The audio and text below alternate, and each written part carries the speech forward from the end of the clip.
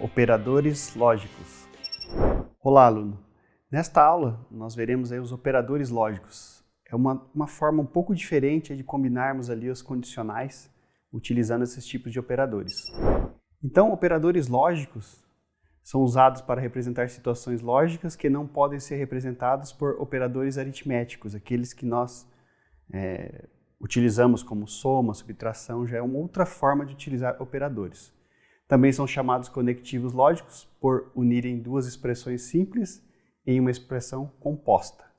Então, a expressão simples você une com esse operador lógico uma outra expressão, ela fica composta. Podem ser operadores binários que operem em duas sentenças ou expressões, ou unário que operem numa sentença só. Então, aqui nós já podemos ver aí esses operadores, que são simples e são usados no nosso dia a dia, que é o não, o e, o ou exclusivo. O não ali, o inglês not, né, nós utilizamos em inglês, né, em outras linguagens de programação, operadores de negação, e esses são os operadores unários, como nós vimos na tela anterior. O AND, operador de conjunção, ele é um operador binário, ele trabalha com duas sentenças, ele vai ali no meio. O OR, ou, né, operador de disjunção, operador também binário, e o ou exclusivo, que no inglês eles falam XOR ou SHOR. Aqui no nosso algoritmo nós vamos utilizar como show, XOR. E operador de exclusividade é um operador também binário, ele tem uma expressão de um lado e outra do outro, ele fica no meio dessa expressão. Então aqui nós começamos já com um dos operadores que é o não. Ele pode ser, ele é utilizado aquele tio, né, do acento como um símbolo do não em operações lógicas. Então nós vamos ler aqui essa definição. Chama-se negação de uma proposição P, a proposição representada por não P, cujo valor lógico é a verdade quando P é falsa e a falsidade quando P é verdadeira.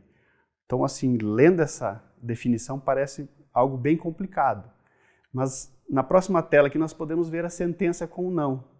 Uma proposição, ali P no caso, pode ser uma frase. No caso ali nós temos o Sol é uma estrela, é uma proposição, né, que está afirmando que o Sol é uma estrela.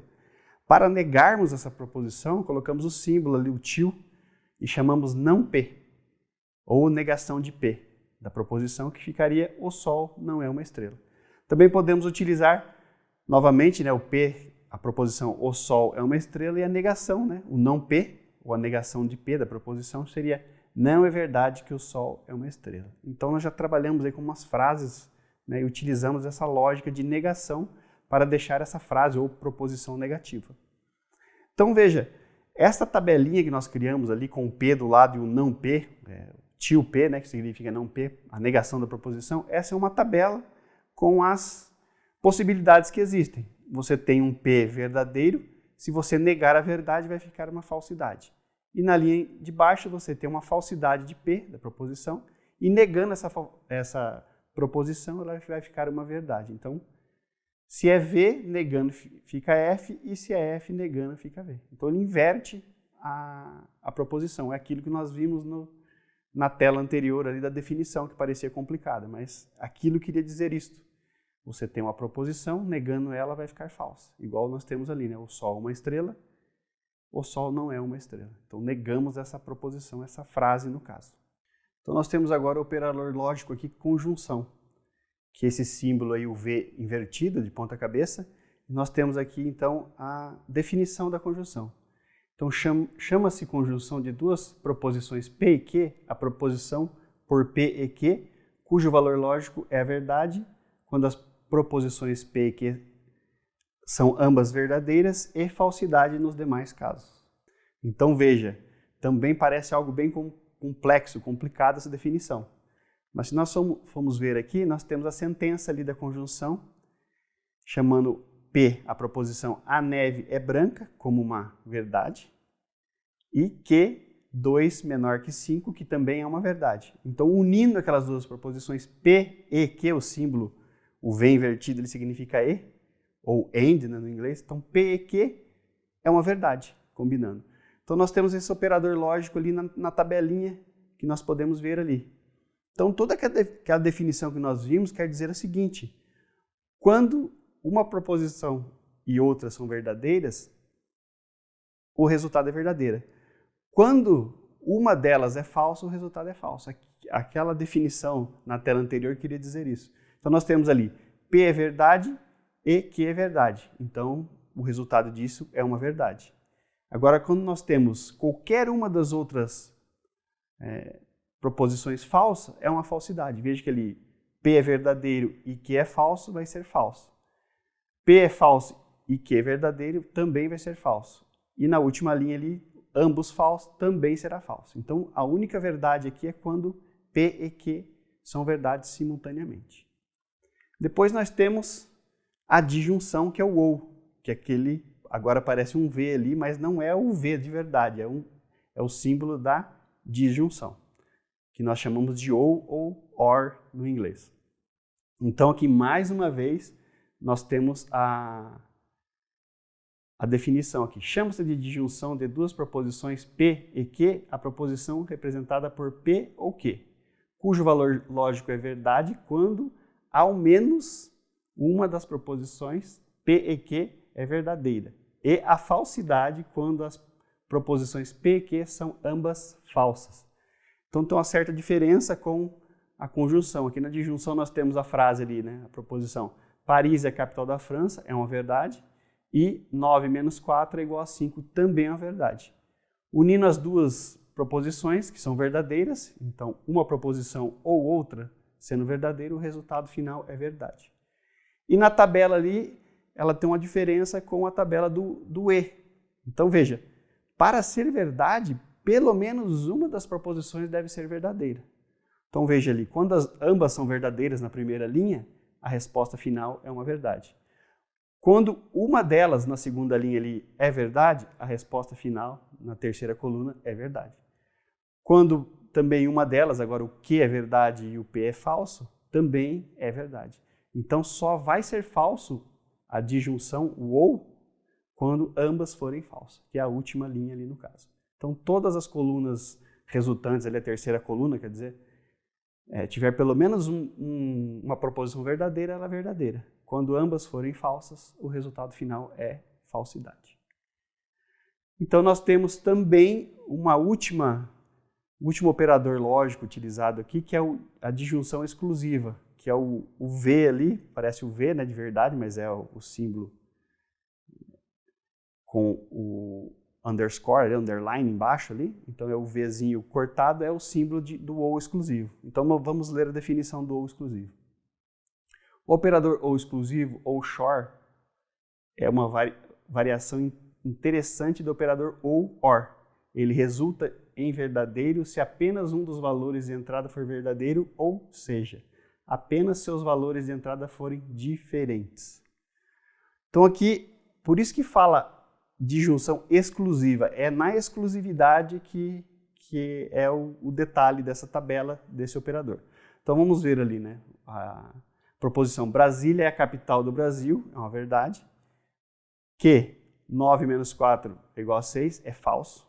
E P ou Q é uma verdade ali. Então nós temos o símbolo ali também do ou exclusivo, que é aquele círculo cortado com uma cruz. Ele também significa o ou exclusivo.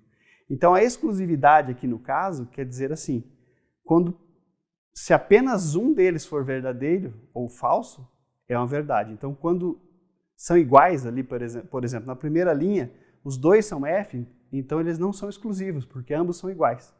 Então é uma falsidade.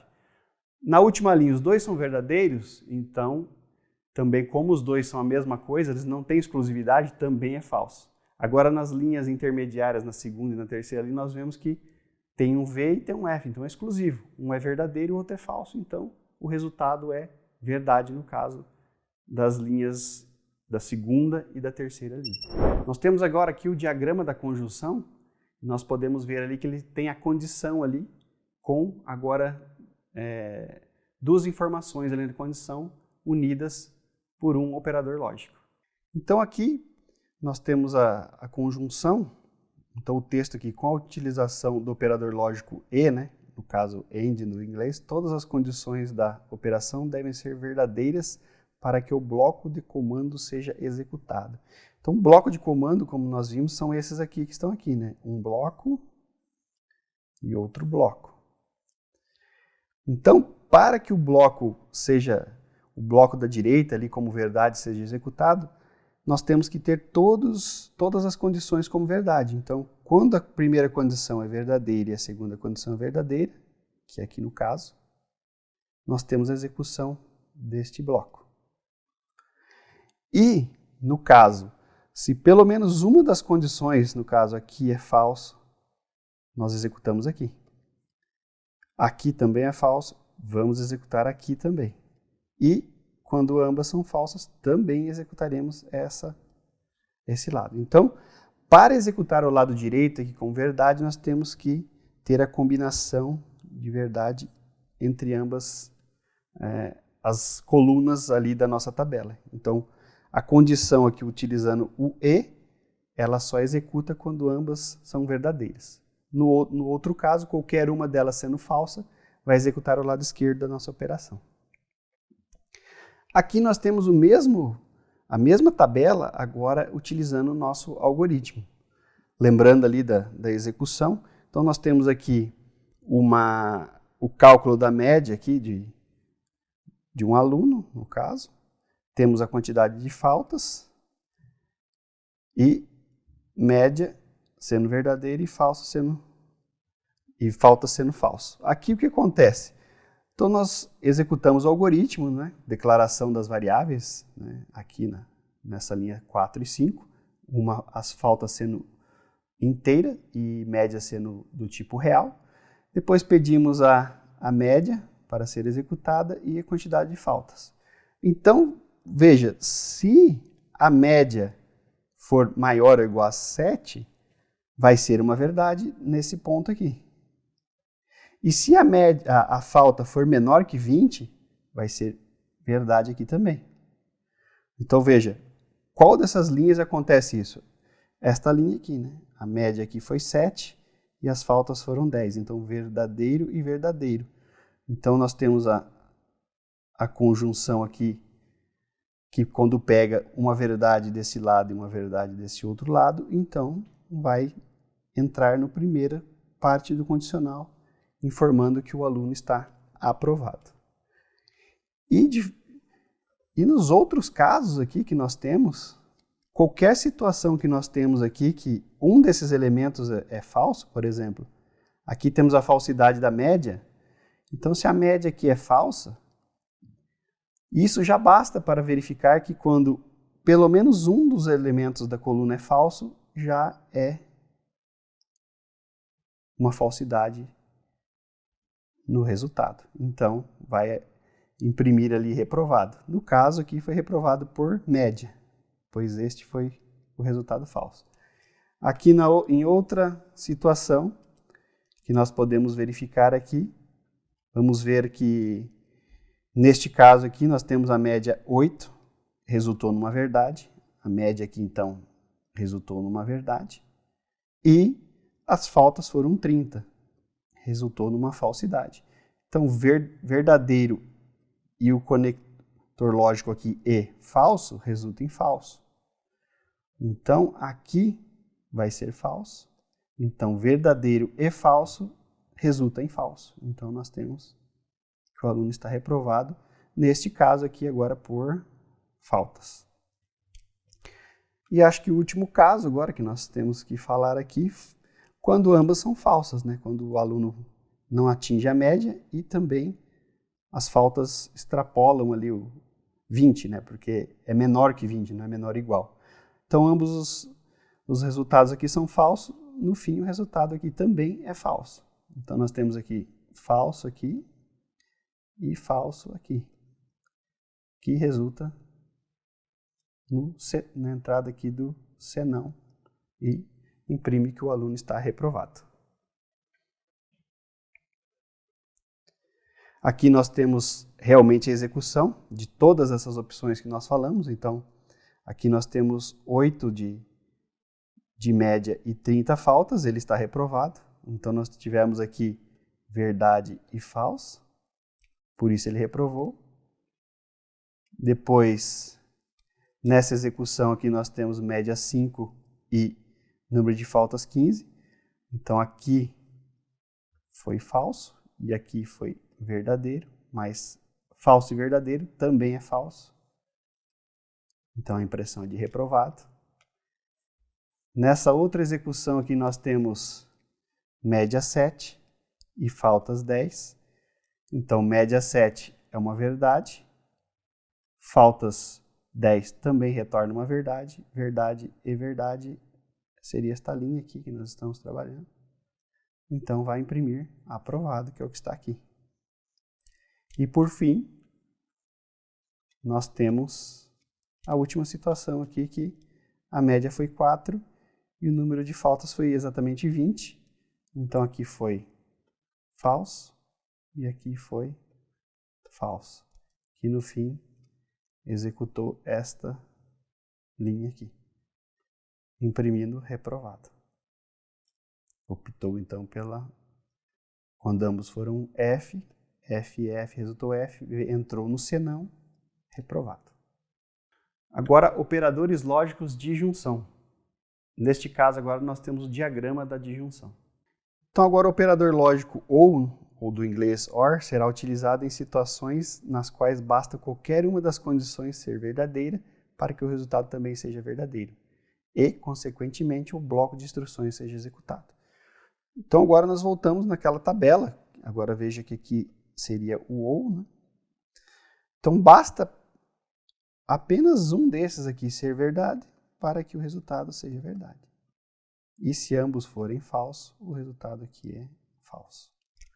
Então, no caso aqui, nós temos a situação em que pelo menos uma dessas condições aqui forem verdadeira, ele irá executar esse lado. Agora, se ambas forem falsas, ele executa esse lado aqui. Então, nós temos essas 3 situações que irá executar o verdadeiro. E temos essa última aqui que executaria o falso. Porque nós temos aqui a disjunção agora, que é o OU. Veja um exemplo aqui, nós temos a mesma variável, né, chamada código, né, que nós utilizamos aqui, utilizando o OU. Então, nós fizemos uma condição aqui que quando o código é 100 ou 200, retorna uma verdade. Então, quando é digitado 50, quer dizer, 50 é igual a 100? Não. 50 é igual a 200? Não. Então, ambos foram falsos. Iria executar este lado aqui. Agora, no restante dos casos, né, se o usuário digita 100, 100 é código 100 é igual a 100? Verdade. Isso já bastaria para ser uma verdade. Nem precisaríamos analisar a próxima. E também da mesma forma, quando o usuário digita lá no código o 200, ele verifica aqui que é falso, daí ele vai verificar o próximo, código é 200, então ok, isso seria uma verdade, porque nós estamos utilizando o OU. Daí, nesse caso, nestes 2 casos aqui, seria verdade. E neste caso aqui seria a falsidade. Aqui nós temos o algoritmo. Então veja, nós declaramos uma variável código como inteiro, temos o início, aqui o pedido para a digitação. Daí nós temos um condicional com o OU aqui dentro. Esse OU aqui. E daí, se o usuário digitar 50, ele vai chegar aqui nesta condição e vai falar 50, né, o código, a variável código recebeu o número 50. 50 é igual a 100? Aqui é falso. 50 é igual a 200? Aqui também é falso. Então, ambos sendo falsos, nós entramos na situação, que é a situação que está aqui, né? Eu dei o exemplo de 50, mas qualquer outro valor não sendo 100 ou 200, aqui no caso foi colocado 500, vai ser código inválido. Depois nós temos as outras combinações que nós podemos fazer. Se o usuário digitou aqui nestas linhas o valor 100, então o primeiro teste aqui, código 100 é igual a 100? Verdade. Então, não interessa o que vai ocorrer aqui, já tendo 1 como verdade, será uma verdade. Então, vai executar código válido. E, de forma semelhante, nós temos a situação em que, ao pedir a digitação, o usuário digita 200, que é o caso aqui, né? Digitando 200, vai ser verificado que o código recebeu o valor de 200. 200 é igual a 100? Não, aqui é falso.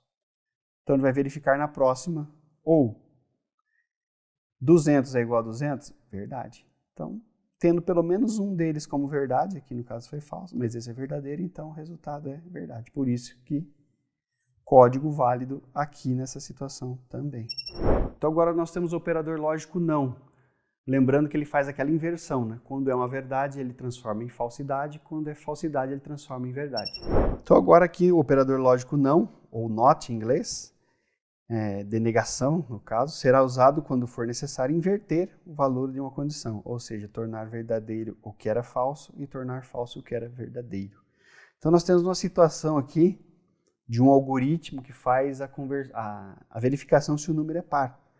Então nós colocamos aqui a declaração do número e resto, porque nós precisamos do resto da divisão.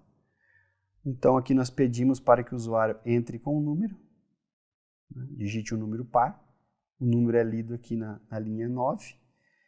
Daí o número aqui que foi digitado, ele entra e faz o mod, né, que é o resto da divisão por 2, e se esse resto da divisão por 2 for 0, quer dizer que ele é um número par.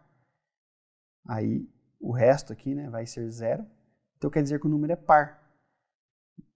E se o resto da divisão for diferente de 0, quer dizer que esse número é ímpar. Só que aqui na linha 13, aqui nós colocamos a seguinte situação, né? Se não resto igual a 0, então o que acontece? Se nós colocarmos um valor ali 10, por exemplo, dividido o resto de divisão por 2 seria 0. Então, ele chega aqui, o resto é 0? Verdade. Vai ser um V aqui dentro. Mas essa verdade é transformada em falsidade por esse não. Por isso que ele entra na linha do senão. E daí imprime para nós o número é par.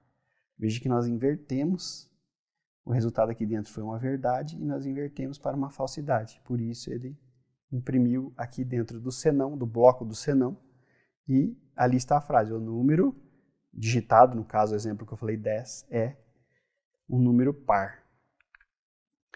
Então veja aqui, nós temos aqui se o resto da divisão é 0, então o número é par. Porém, ao digitar um número par, por que o comando executado é o da linha 16 e não da linha 14?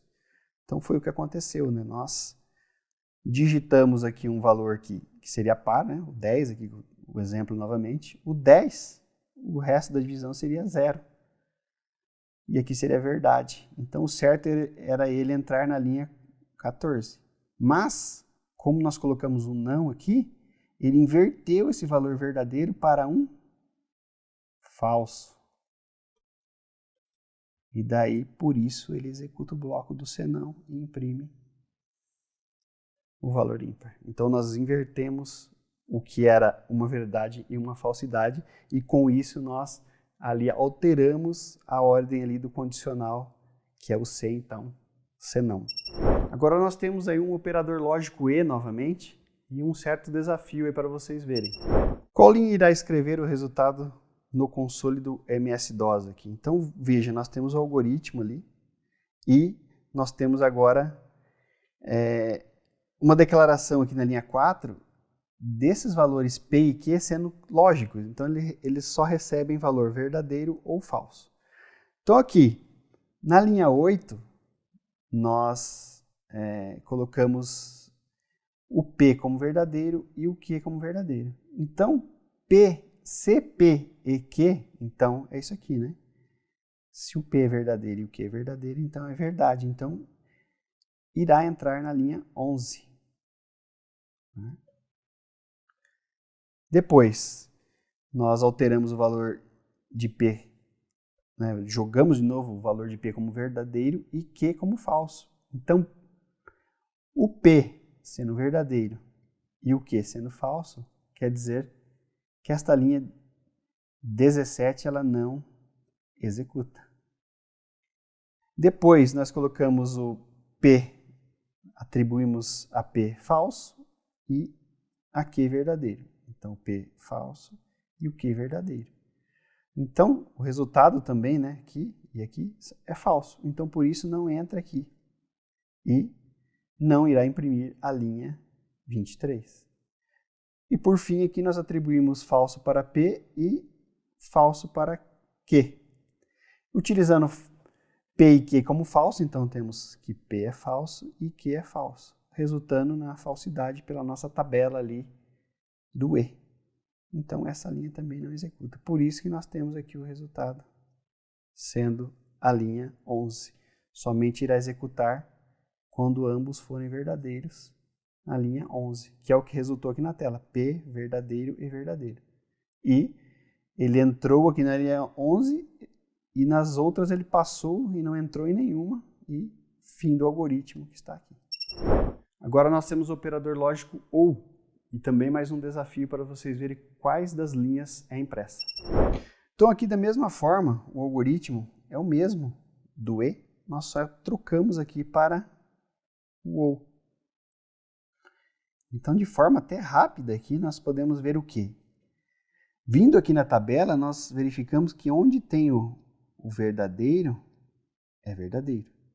Aqui tem o verdadeiro?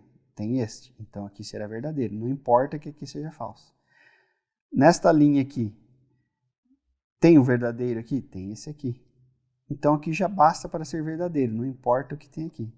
Então só será falso quando este for falso e este for falso. Aí aqui resulta em falso. Então se nós olharmos aqui, a linha 11, a linha 17 e a linha 23 serão impressas, que estão aqui, né? Então pelo menos um deles é verdadeiro aqui na linha 8 e na linha 9. Ambos são verdadeiros, então imprime a linha 11. Que é o resultado que está aqui. Na linha 14 e na linha 15, atribuímos verdadeiro para P e falso para Q. Pelo menos um deles é verdadeiro? Sim, nós temos o P como verdadeiro. Então, não interessa no OU, a linha 17 é impressa, que é o que acontece aqui. E aqui, na linha 20, nós atribuímos falso para P e verdadeiro para Q. E nós temos que pelo menos um deles é verdadeiro, então a linha 23 também é impressa, que é o resultado que está aqui. E aqui no final nós temos atribuído falso para P e falso para Q. Então ambos sendo falso, que é o caso desta linha aqui, este valor da 29 não é impresso. Então nós não temos a linha 29 aqui embaixo impressa. E daí ele finaliza o algoritmo aqui. Então sempre que tem pelo menos uma das variáveis ali, P ou Q como verdade, é impresso na tela. Apenas quando ambas são falsas que nós temos a falsidade. Agora nós temos o operador lógico não aqui no algoritmo. Então vocês vão ver agora por que todas as linhas são impressas agora na utilização do operador não. Veja agora que nós, tanto a linha 11, 17, 23 e 29 foram impressas. Então eu utilizo o OU novamente aqui, se vocês observarem. Né? O OU aqui também. E se pelo menos um deles for verdadeiro, é verdadeiro. Então a linha 11 é impressa. Pelo menos um deles aqui é verdadeiro? Sim. Então a linha 17 é impressa. Pelo menos um deles aqui é verdadeiro? Ok. Então a linha 23 é impressa. Então nós temos essas três linhas aqui já. Agora, por que a linha 29 é impressa? Então nós temos ambos como falso aqui. Então, falso e falso. Pela nossa tabela do E, ela seria falso também, né? Tabela do OU aqui, da expressão, ela seria falso.